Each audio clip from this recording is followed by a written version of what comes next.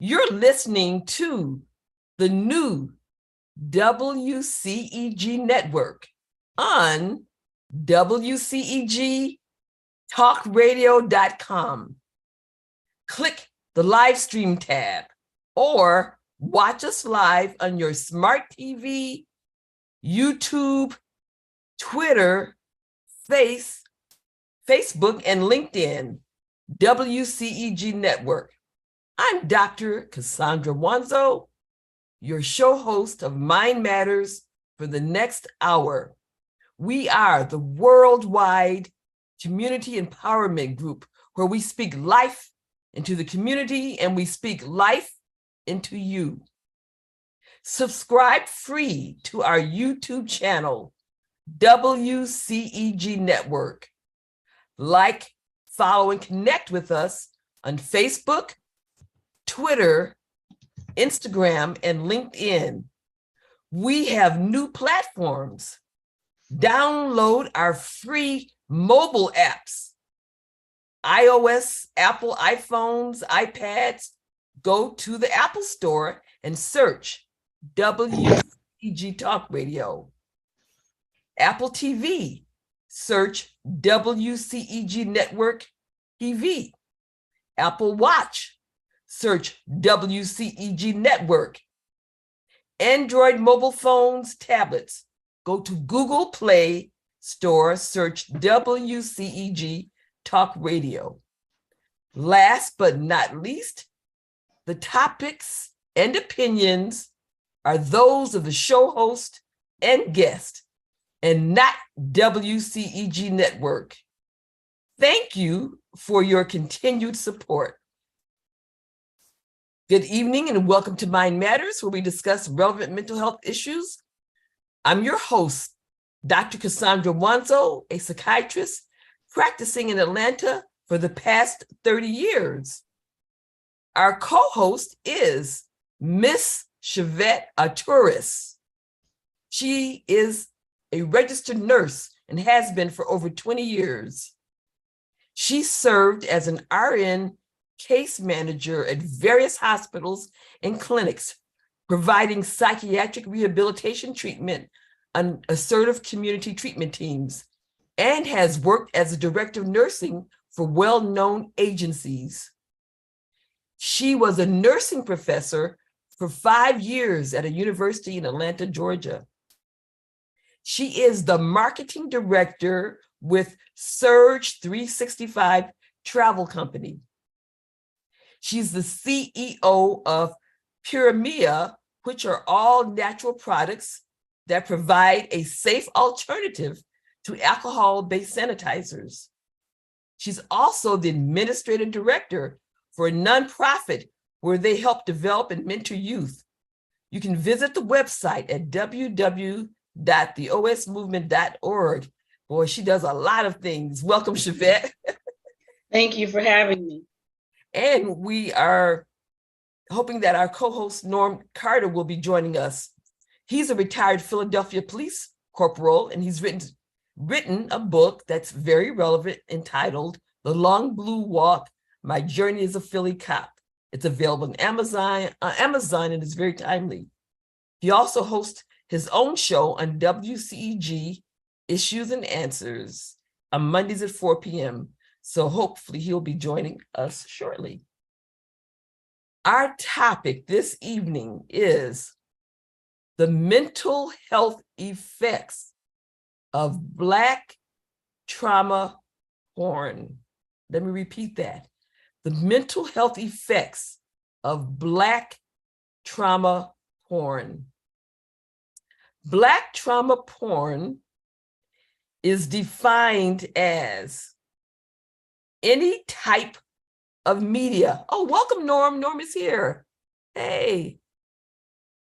So I don't know if you heard of it so far, what the Black trauma porn. I'm going to repeat what it is, the definition. Black trauma porn is defined as any type of media, be it written, photographed, or filmed, which exploits traumatic moments of adversity to generate buzz, notoriety, or social media attention as it pertains to the Black community.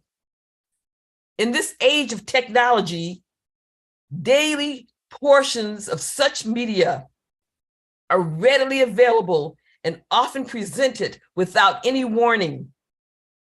This is the very reason that on May 26, 2020, the morning after his death at the hands of now former Minnesota police officer Derek Chauvin, George Floyd became a household name.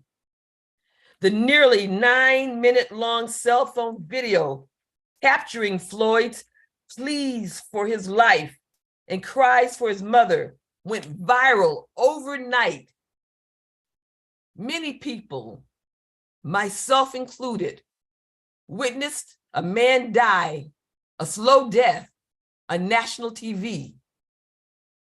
The video of Floyd's slow death was shown on news stations across the world, on the homepage of search engines, and on social media platforms like Facebook, Instagram, and Twitter.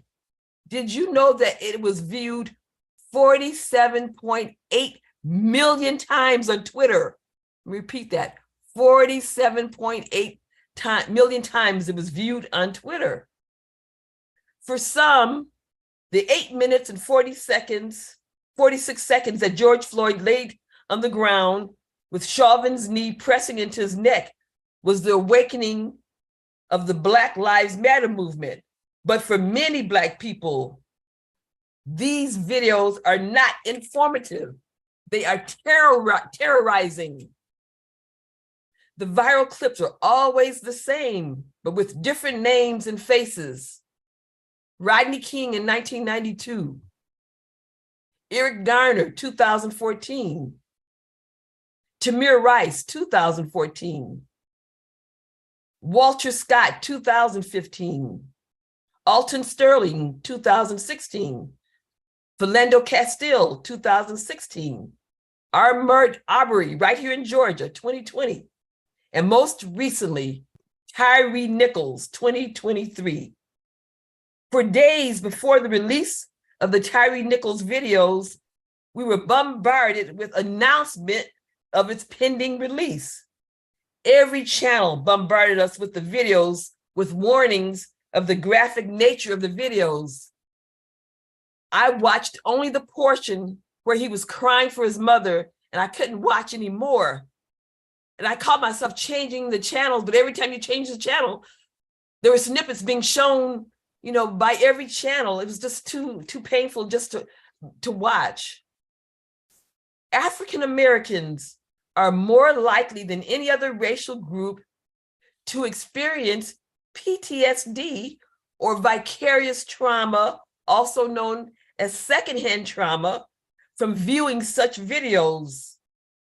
It's related to something that's called linked fate. Linked fate. That's seeing ourselves and loved ones in the place of the victims. When we watch these videos, we see our sons, our brothers, our fathers in that position. The PTSD risk is increased by the continuous showing of videos and images of Black bodies being assaulted, murdered, that coupled along with the knowledge that society often does nothing about these actions. So we have to ask, does the awareness that these videos bring outweigh that the trauma they continually inflict on an already suffering Black community? What are your thoughts about these videos and the trauma? I don't know if any of y'all watched them or not. I did not. In fact, if you follow my Facebook post before the videos were released to the public, I put a plea on Facebook and on Twitter not to show the video. There is no reason, absolutely no reason for the public to see the video. And if you want to get an analogy of this, and I'm going back about 100 years, but when they used to hang us for whatever Mhm. reasons, for Mhm. voting and whatever, Right. there are pictures of them making postcards, Right. putting those and distributing those postcards out. Right. There's a huge demand from a very, very sick portion of our public Mhm. that Mhm. enjoys, that gets a visceral thrill out of Mhm. seeing people die. Mhm. If you remember, and this trauma porn reminds me of several years ago, the popularity of snuff porn Hmm. or pornographic movies that showed people getting killed. They were very, very popular. Hmm. And the only reason those things subsided was that at some point it was figured out that it was all fake, it wasn't real, and the Oh. popularity of that stopped. But now you have people who can get the same thing on their television sets any night of the week. So for about 3 days after the video was released, I did not watch any news, national or local, because they were all of them infatuated Yes. Yes. with that video. Yes. And I think about it almost sickens me, when I think about how many people are drawn to that, like they want to see people die. Mhm. And watching it over and over and over and sharing the videos, and it's just being shared and shared again and just multiple times. And I like what you did, Norm, to say, hey, don't watch this, don't share it, because it's almost like if you could think about the term clickbait, so to speak. It's like baiting you to click, if that's, I guess, a term, like clickbait. Go ahead and coin it. I need to coin that, right? Yeah. Because that's what they're becoming, is clickbait. And then you have the algorithms that are controlling what it is that you're viewing. And then they just continue to send you more of what it is that you're watching because of the algorithms. And I mean, it really goes pretty deep. And let's not forget about one of the police officers took a picture of the dying man on the street. Yes. And he sent that out To several people, to 5 people that they counted. And those 5 people probably sent it out to other people. We had something similar here in Georgia several years ago, where a first responder was coming upon accident scenes and taking pictures of dead people in cars and sending those pictures out. There are just people who thrive on this type of thing. It's hard to believe that you have police officers who enjoy, who get a thrill out of that. But let's go back to the media. I think, and one of the things that I said is that I know the media feels they have to get it out there because it's all about commercials. They're selling commercials. But when you think about it, after the family has seen it, after their lawyers have seen it, the police department saw it, the Federal Bureau of Investigation saw it, the state police saw it, all of these entities saw it, all of them agreed the behavior was outrageous and that something needed to be done. And the officers were fired and arrested almost immediately.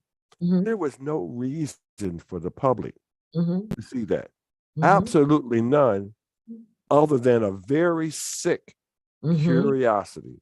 And so you have 47 million, or how many other people they were that watched it, sick people who, and there's no other way to characterize them, but sick people. Some people try to justify it saying, oh, we're bringing awareness. But this one person, I like what this one woman, she said, America is already aware. It just doesn't care. Correct. So yeah, America's already aware. Yeah, so it's not bringing awareness. No, not at all. Not at all. So that made me think about Emmett Till, and Emmett Till's mom. Remember, she chose to have an open casket and photograph him. So I was wondering about that. I mean, that's different. Yeah. she was saying to bring awareness, but the thing is, though, the killer was acquitted. The woman later admitted to lying. So, but nothing ever happened as a result. That was years down the road, right? And I think the mother was trying to make a point was that okay, we're no longer going to be participants in covering this up. Right. So no, I don't want him made up. I want the casket open because I want the world to see what's going on. And that took a lot of courage for her to do that. And there weren't a lot of media outlets that showed that picture. I know it was in Jet. I remember seeing this Jet. It was in Jet. And I remember being traumatized by it. I saw it in Jet. Yes, it was I saw it in Jet. Yeah. It may have been in Ebony. I'm not sure. But I definitely know it was in Jet. It was in Jet. Yes. My father subscribed to Jet and all of that. So I used to read everything. So I remember being traumatized. Yeah. I definitely remember being traumatized by it. Yeah. And it's like you said, Norm, back then, when this happened with him, it was, they really did a good job trying to cover it up, trying to keep it from the public. And in my opinion, I think that's, one of the reasons why at the actual funeral, she wanted to have an open casket because she wanted the world to see, what they really did and all the lying that took place on, how he died or what have you, and what happened when he died. And they tried to cover everything up. I think that's why she wanted to have an open casket to let the world know, no, this is the truth and this is what really happened. And I think if you go back to George Floyd, also keep in mind that if it wasn't for that 16-year-old girl taking that video, that they had already started the cover up in that. They had already started the cover up. The 16-year-old girl, and then there's a police dispatcher that nobody's talking about anymore. But she was the one who called her supervisor's attention to what was going on. But they were going to cover even that up. So those two incidents, I understand those being made, not necessarily public, but, and you're right, we didn't need to see that over and over and over again. Right, I know that I was traumatized by it. That's why I said, when I heard this coming, I said, I don't want to see it. Because the way they were describing, it's going to show this, it's going to show that. So I know of some people who said they watched several videos and it was, I don't know what hours of videos. And then there's more that they're going to release. I heard that there's more that they're going to be releasing. Well, but they don't need to release it to us. Right. There's no need. There's no need.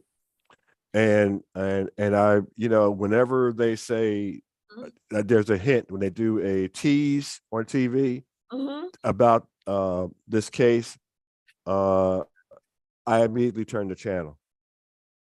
As soon as they tease it, I'm off the channel. It's just that I think that more of us need to do that. And I think more of us need to be outspoken about that.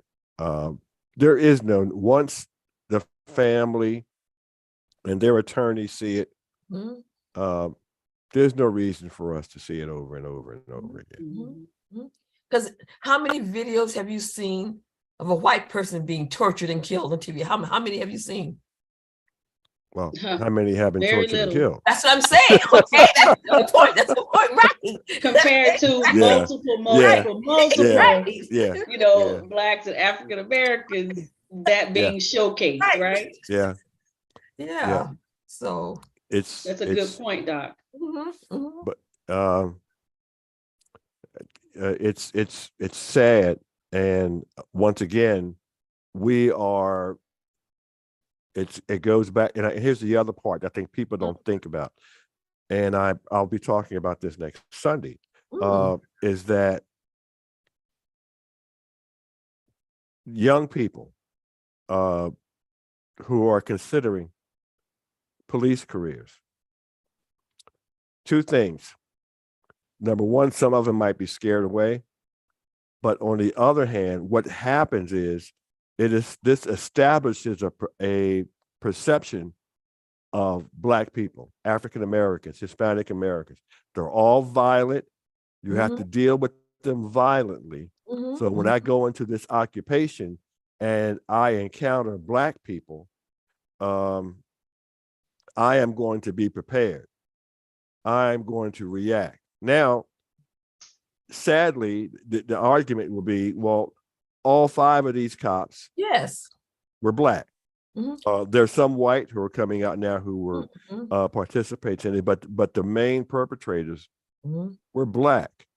But that's because, and I used to say this years ago in my career, there are Black police officers who are anxious to impress their white co-workers of how tough and how brutal they can be.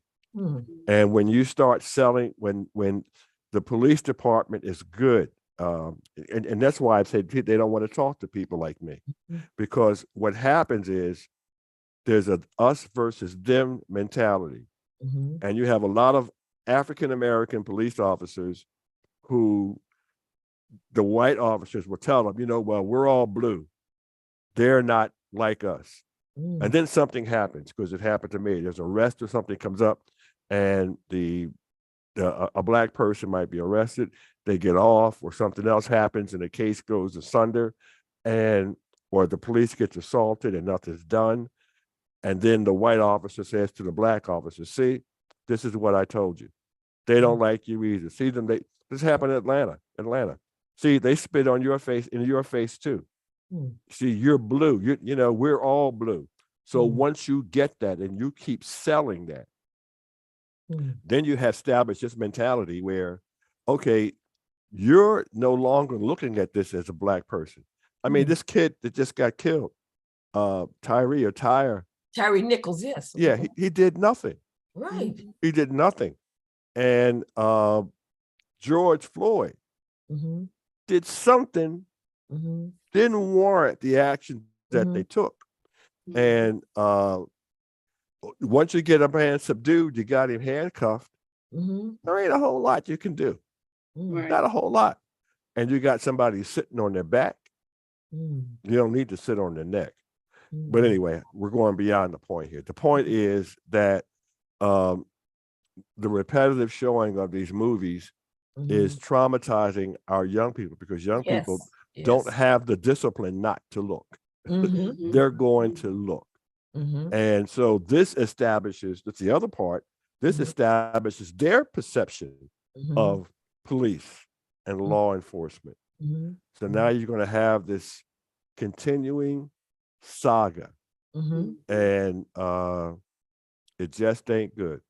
It just ain't good. Someone pointed out that they never told them why they pulled them over. When you pull someone over, aren't you always supposed to tell them why you're pulling them over? I've done it many times. It's the first thing. First thing. Because what that does, it immediately diffuses the situation. I pulled you over because you have a taillight out. Oh, okay, officer, I'm sorry. Okay, see your driver's license and you're on this car, blah, blah, blah, blah. You go through the procedure, you do that. Oh, I stopped, you went through a red light. Really? I didn't think I did that. Oh, no, you did. Man, and then you go, but you're very polite. And I have seldom had a problem in approaching people that way. But these guys had a reputation of, they were riding around in unmarked cars. And in some instances, because there's a civil suit now, they were getting out of the cars with their faces covered up. Oh. Yeah, not so much in this one, but there's a case that's pending where they came out with these masks, these ski masks on. So first of all, unmarked cars should never, ever, ever be pulling over vehicles. When our practice was, and I worked plain clothes, was if we saw a suspicious vehicle, we would follow that vehicle and call for a uniform marked car to pull the car over. But never, ever, ever an unmarked car, I don't care whether you're in uniform, pull over because the citizen doesn't know. But what was the Scorpion unit? What was the purpose? I mean, I know it was a special unit. Yeah, they were anti-crime unit, violent crime unit.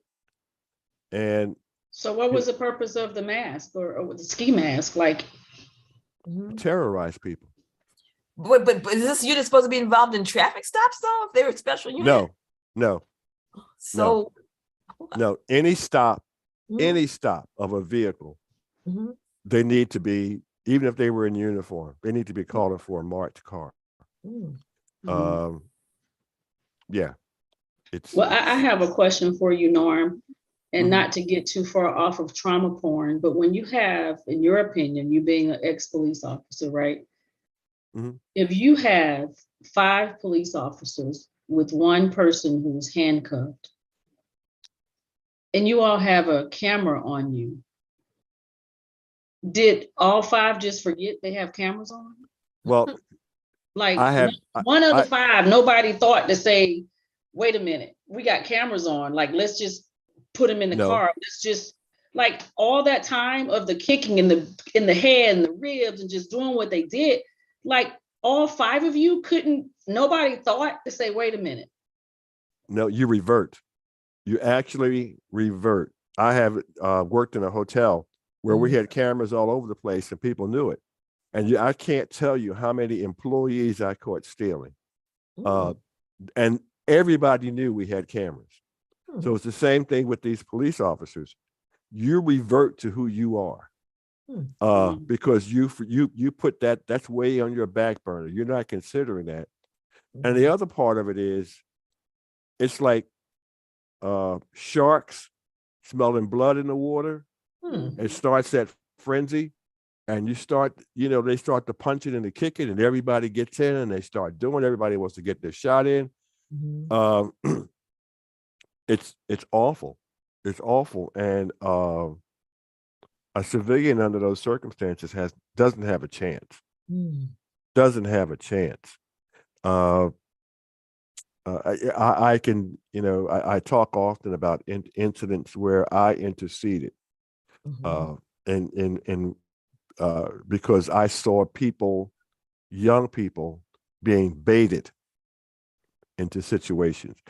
Even adults, police officers can bait you into something, can bait you into doing something that, somebody gets up in your face, or somebody calls you a police officer calls you a dirty name or nasty name, or says something else. There are ways of baiting people to in a tense situation to do things, and then that gives them an excuse to react violently.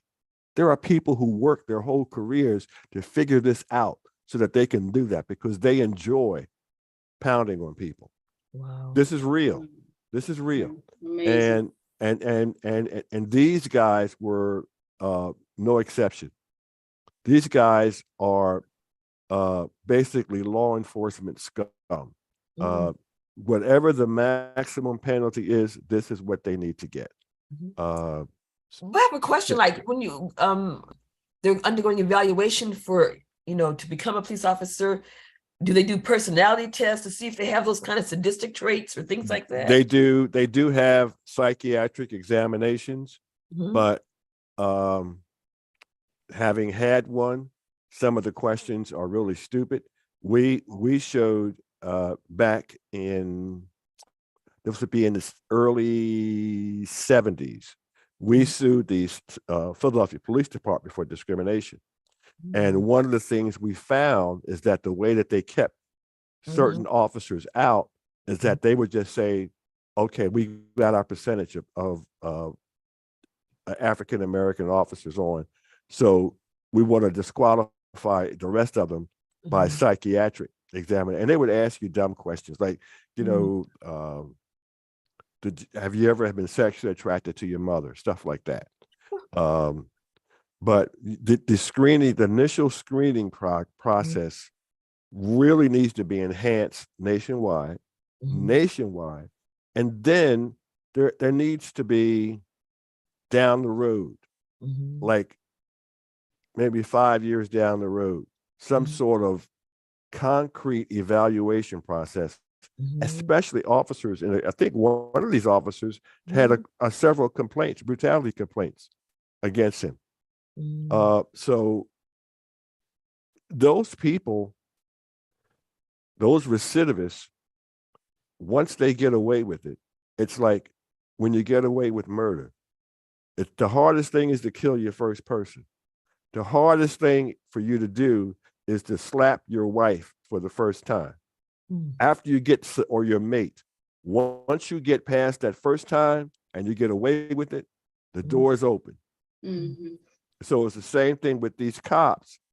Once they get away with brutalizing somebody and they get away with it, they're going to do it. They're going to be recidivists. They're going to do it over and over. I heard today, and I didn't hear the whole story, but there's somebody else who's come forward and saying, if it's a week before or 2 days before, that or 2 days, I didn't hear any other details that he was also, was he brutalized by them or something? By the same, he was brutal. When he looked, he read the article and he looked at it and he told his father, these are the same guys that beat me up 2 days ago. Wow. So he has he's suing the police department for $5 million. I hope he gets it all. Sad. I hope he does too. But the damage done is irreversible. It's irreversible. Tyre Nichols, I mean, if he lived, the damage done to him is irreversible. How do you pay for that? I mean, yeah, you would sue and maybe you get a few $1 million.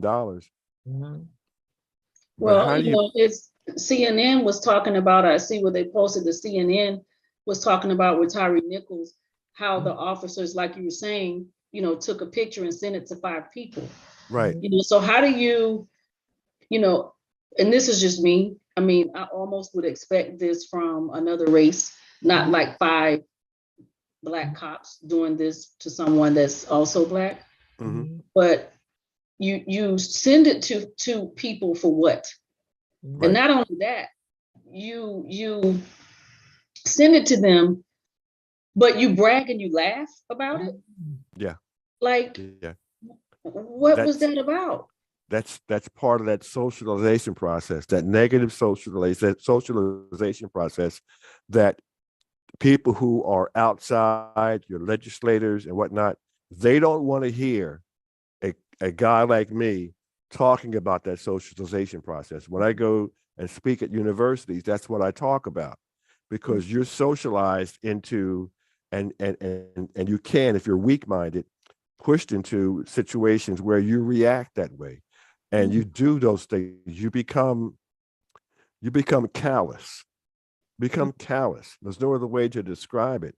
And once you find that callousness is acceptable among certain people, because they come slap you on the back and say, oh, you're one of us. Number one, they got you, because the next thing is you can't testify or complain about anybody else doing anything, because they can always bring up what you've done. And I went to a congressional hearing in Philadelphia many years ago, and officers were coming in, and one of the things that they were saying, because they were caught doing stuff and they were fired, one of the things they kept saying, well, other officers are doing it, so that's why I did it. Well, that's not an excuse. It's not. Because you know better. You know better. And these guys, number one, they were out of control. They were poorly supervised. Nothing happens in a vacuum. You know that when they went back to their headquarters, that they were bragging about the people that they beat up. Oh, look at my knuckles, man. That's why we used to always say, watch out for cops who wear leather gloves all the time. Because sometimes they would have like metal in there, but other times they wear these leather gloves because you can hit somebody and do a lot of damage with that leather rubbing against skin, but you don't damage your own hands. So yeah, that goes on. Wow. And I have put this information out there before, and not saying that I'm the greatest person anywhere, but the fact of the matter is that You will never, ever get a police chief, and I know you guys know a lot of them and you deal with them. You will never get a police chief to talk about this stuff. And I, the police chief, no, you won't. Go ahead and try. You won't.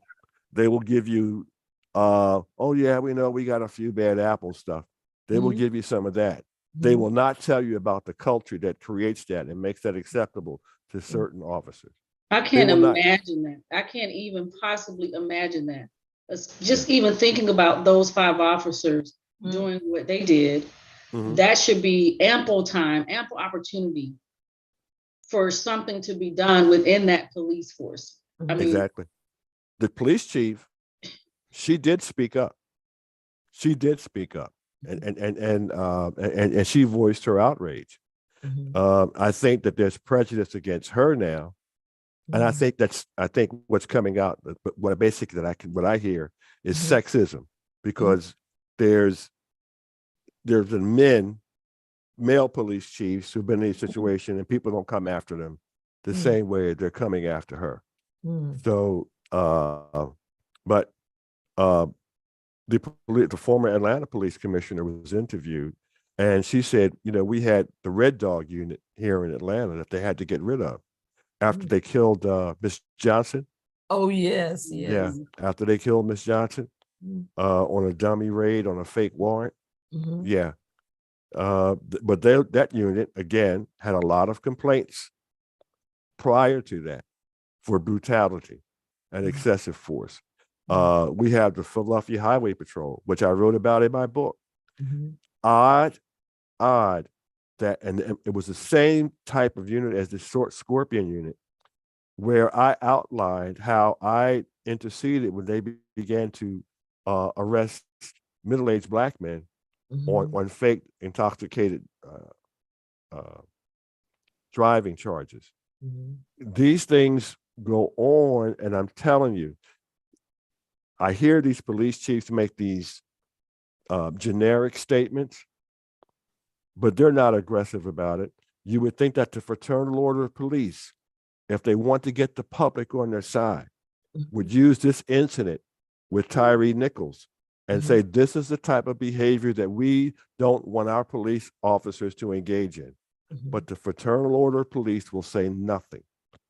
But the only thing that they will do is that they will give them money to support them and provide them for a defense. But these are the things. The National Police Chiefs Organization, they're not going to say anything. The National Organization of Black Law Enforcement Executives, and yes, I'm calling them out, they won't say anything. They're silent. And in my opinion, based on the interactions that I've had with them, they're cowards. They are so enamored with their position as law enforcement executives that they don't want to touch anything as controversial as Tyree Nichols and speaking out.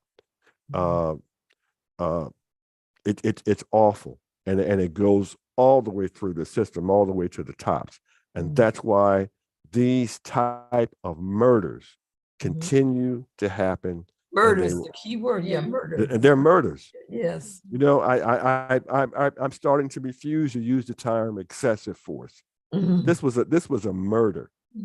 This is not, and they should have, they charged with second-degree murder. They can't charge it with premeditated.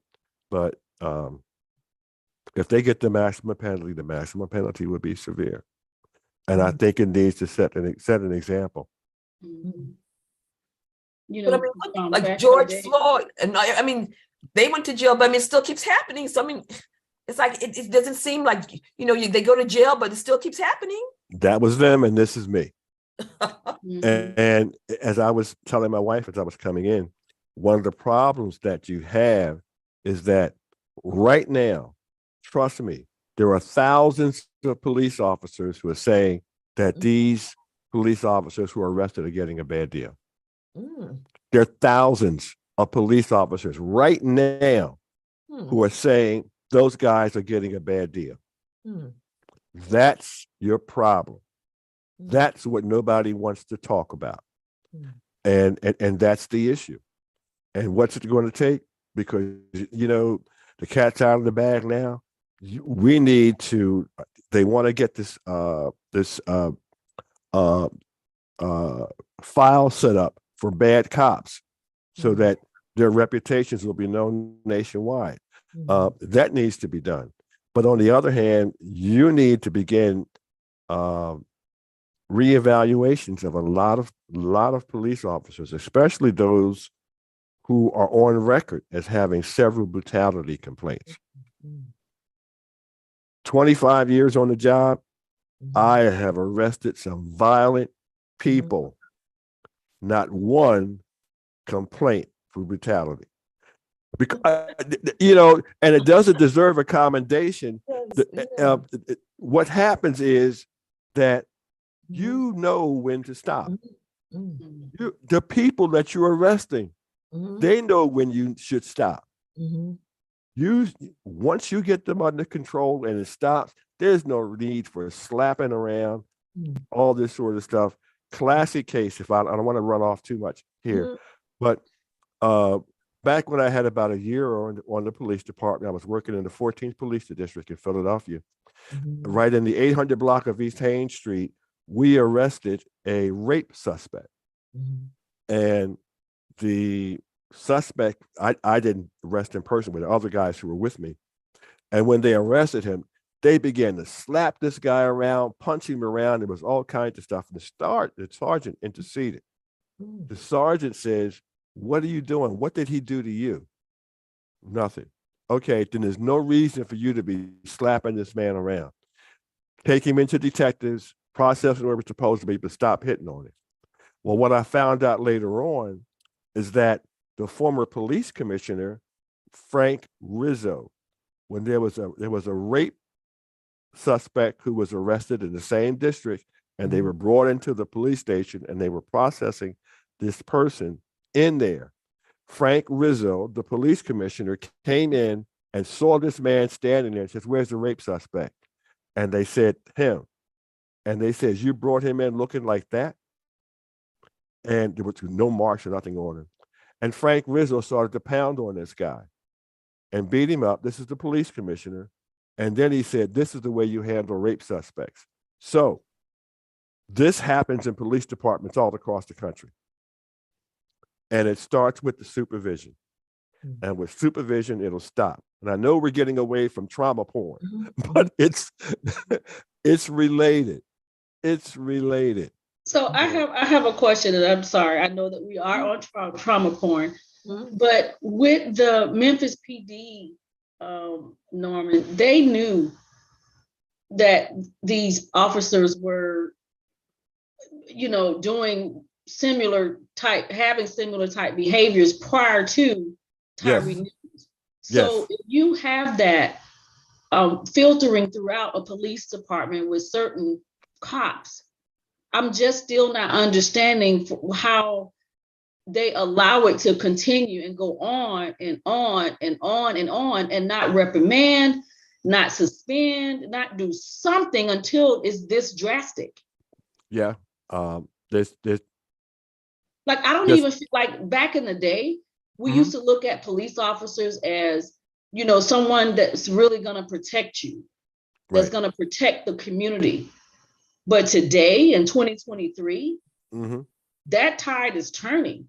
Well, it's like it's at night and a police officer is about to stop me, I'm afraid to pull over on the side of the road. It's like I probably should go to the nearest exit or something. Well, here is the problem. And there's something on here, or mentioning one of our listeners, if you called in about the blue code of silence. The problem is that I'm going to say the people who are doing these brutal crimes are actually in the minority, but they're a powerful minority because the system that's in place makes it almost impossible or uncomfortable for you as a police officer to report your coworker is doing something bad or brutalizing, because you're going to get, first of all, you're going to get ostracized. Second of all, you're going to get harassed. And the harassment is not subtle. And then once they find out, which has happened to me, that you're the type of officer that's going to speak out when they see stuff, two things are going to happen. One or two things. Either they're going to try to fabricate things to get you fired, which they did with me, or they're going to make you so isolated that you'll get the hint and you'll leave. Now, I was too dumb to leave. I was too dumb. I was too arrogant to leave. And I told my sergeant that, you're going to have to fire me. But when you fire me, you need to have all your stuff in order. And they never did. But the blue wall of silence is all caused by peer pressure, and that peer pressure comes from both your internal supervision and your police union. It's sad. I'm a member of the Lamplighters organization, which is a bunch of officers who have been outspoken about offenses committed by coworkers and have experienced retaliation. And these are the type of, we're trying to get legislation passed in Congress to protect officers who speak out when they see this type of brutality, these type of brutalities going on. Because there's no anonymous way of reporting it? There's no anonymous mechanism? No. Oh. No. My case, if you read my book, was classic because I was told the first time that this is an anonymous complaint. When I was interviewed, we're going to keep this anonymous, and we don't want you to talk about it to anybody, and we're not going to expose who you are. When I got back to work 2 days later, everybody knew. Everybody.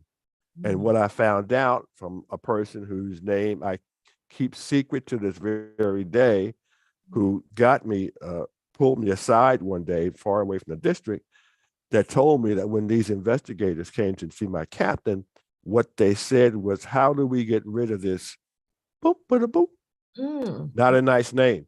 So these were the people that I had talked to and to complain about cops who were crooks. And so this is what happens when you are outspoken about this. And I know the public complains, but you know what, public? You don't support police whistleblowers. You don't. You turn your backs on them. You say all of you are just alike. And this is why cops don't stand up, because they don't have a chance. They don't get public support, and they're not going to get support within their ranks. So they keep quiet. And that needs to stop. And the public needs to stop generalizing and putting all cops in the same bag. Because once you stop that, you will get more police officers speaking out about things like this and perhaps prevent people from getting murdered. And yes, snitches get stitches. And it's a little bit more serious than that, because we had a police woman who made acts in Philadelphia recently, who made accusations of sexual harassment from a superior, and a chief inspector encountered her when she was making an arrest, and the chief inspector beat her on duty, and he got away with it. How? He got away with it. And this happens. I'm telling you, it happens. And now you're talking about not getting stitches, but you're talking about people with guns. Look at Serpico. Look what happened to him. He wasn't shot by the police officers. I don't think he was, but he took a bullet in the head. And why? Because he testified before the Knapp Commission about corruption in his department. So yeah, he was set up. And the police set him up to be shot and killed. They didn't even call an ambulance for him when he was down. So these things happen. And I know how that feels. I was close to those situations. And this is why you have cops that don't speak up. And this is why this keeps happening. And I know we kind of got off of trauma porn, but you know what? We're talking about the type of stuff that gets televised with alacrity by our news media every day. They can't wait to show it over and over. Oh, let's remind you that this may be, let's give you this warning that this may but they do it anyway. They don't blur it out. Exactly. And even if you blur it out, what's the point? Like, what's the point? The part where he was crying, like I said, the only part was he was crying for his mother and I had to turn away. And George Floyd, I mean, I teared up as a mother of a Black son and a grandmother. I mean, I just can't help but that linked fate, you know, thinking, what if this happened to my son? And Shavett, I was wondering, having 7 sons, how do you deal with that, with 7 sons? Yeah, you know, we do our best to try to educate the boys, you know, 7 is a lot, but we try to educate them, you know, on if you're stopped, you know, how do you behave? What do? You know, you comply. If they say, put your hands in the air, put your hands in the air. Don't talk back. Don't be, you know, mouthy, you know, with them, giving them a reason to, you know, cause harm. You know, yes, we know that things have happened to people who had their hands in the air, but, you know, we're hoping that if you do the right thing, if you're stopped, that, you know, things will go well. So we just try to educate them and, you know, tell them how they're supposed to behave. But that was so unfortunate. I can see vividly, you know, with him crying out for his mom in that last hour, in the last moments. Really, really sad. And I kept thinking at the time when I saw that video of George Floyd, just saying, how do you have other officers that are just standing around watching this happen? Right. No one said, come on, man, get your knee off. Let's just put nothing. Yeah. I think some of the bystanders were saying things. I remember some of the people who were watching were saying things. Yeah. And let's not forget, just how many days ago, 2-3 days ago, a man with no legs being shot and killed by police because he had a knife. I didn't see that. Yeah, no legs. Oh. Now, he had allegedly assaulted someone else with that knife, but you see him out of his wheelchair. He's moving away on stumps. No. This is on TV. Wow. And they shot him 10 times. No, that was here in Atlanta? No, that was out in the Midwest somewhere. So if he had no legs, so he had a knife but no legs, he was using the knife to stab someone? Allegedly he had stabbed someone earlier, and that's why they were after him.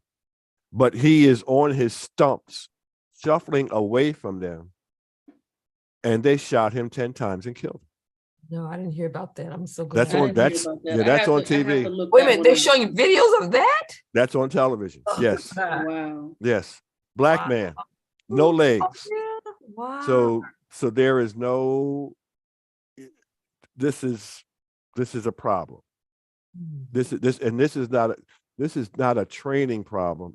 As it is a hiring problem. You're hiring the wrong people, and because the mentality that you're going to shoot somebody with no legs, or there are 5 of you and you're going to pummel a man so much till you kill him, and then you're going to say, oh, by the way, hey, let me get this picture before the rest of the ambulance gets here. That's sickness. So with no legs, like one bullet wasn't enough? Right. You see them. Where was he going to run to? He has no legs. Right. Exactly.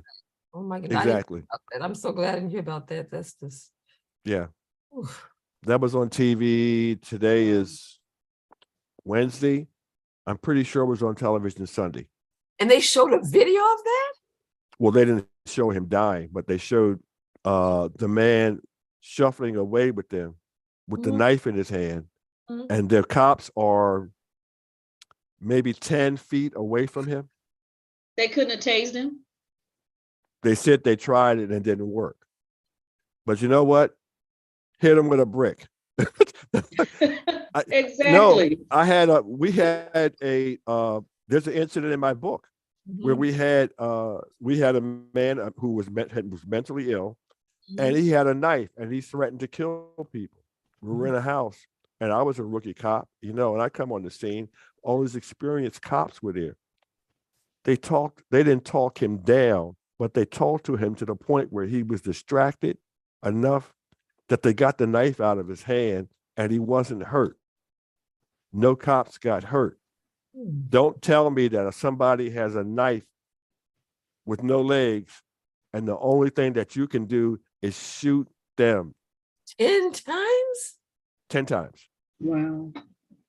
Hey, Philadelphia, they shot an unarmed man 92 times. Wow. Nobody was concerned. NAACP, Philadelphia. 92? 92 times. I'll send you the article. I kept the article. Wow. I've spoken about it. I went to an NAACP. I was invited to an NAACP meeting in Philadelphia, and I talked about it. But unfortunately, they were okay with it because the police commissioner was a member of the NAACP, and he was very well thought of. So they were not going to do anything to criticize him and his police officers. But yeah, he shot the man. Had 92 bullet holes in it. Wow. And someone reminded us of here in the Atlanta area when the guy was naked and they shot and killed him. He was naked. And Miss Johnson that I talked about earlier. Yes. She was shot several times. This is an old lady in a wheelchair. 90 sometimes, as I recall. 90. Yeah, she's a rock in a it wasn't a wheelchair, but in a rocking chair or something. Yeah. Wow. Wow. Ooh, did we get a little bit off? Well, not really, because it's all year related. I just wanted to say to our audience, next time you come across such a video and you're thinking about sharing, please ask yourself these questions before you make the decision to share it. Number one, what is my intention in sharing this? Number two, how could sharing this help and how could it hurt? Number three, will sharing this contribute to a social environment that encourages this behavior? And most importantly, number four, other than sharing this content to spread awareness, what am I willing to do to help break the vicious cycle of voyeurism that destroys lives, particularly Black lives? Ask yourself those questions next time you think about sharing such a video. I think that was a great way to end. Wow. It is. Yes. It's just sharing to get more likes or more, it's just sad. It's just sad. So sharing this video dehumanizes the person and it normalizes police brutality. Right. Yes. Yeah. But it also normalizes violence. Violence in general in our communities. We already have a violence problem, and this just makes it worse. It does. Just makes it worse. It really does. Any other last comments that you have, Shavett? Just, the world that we live in today, it's very different, and it's changing, all the time. And, try not to think about it as such a scary place, but, when you talk about Trump. Right. And I was to protect yourself, like Norm says, don't watch it, turn it off, because it affects your psyche and your mental health and contributes to PTSD within you. So protect your mind. Right. Yeah. Exactly. Yeah. And, I guess for me, since I feel like, you don't have the protection of the police like you really want. A lot of times I often carry like a taser or, pepper spray, things like that. I don't know. It's the times we live in. It's so different. And you wonder, is it going to get worse or is it going to get better? Well, once people began to react proactively, there's things we can do proactively to deal with this. But as long as we're going to be reactionary about it, do things after the fact. Yeah. Like, what are you going to do? Okay, you're going to run up and down the street and burn up houses and break windows. That changes nothing. Nothing. That changes nothing. Yeah. What's the solution? We need to Exactly. be thinking solution to help, not Exactly. Yeah. hurt. Okay, Yeah. so I want to thank our co-host and the audience for listening. This is the end.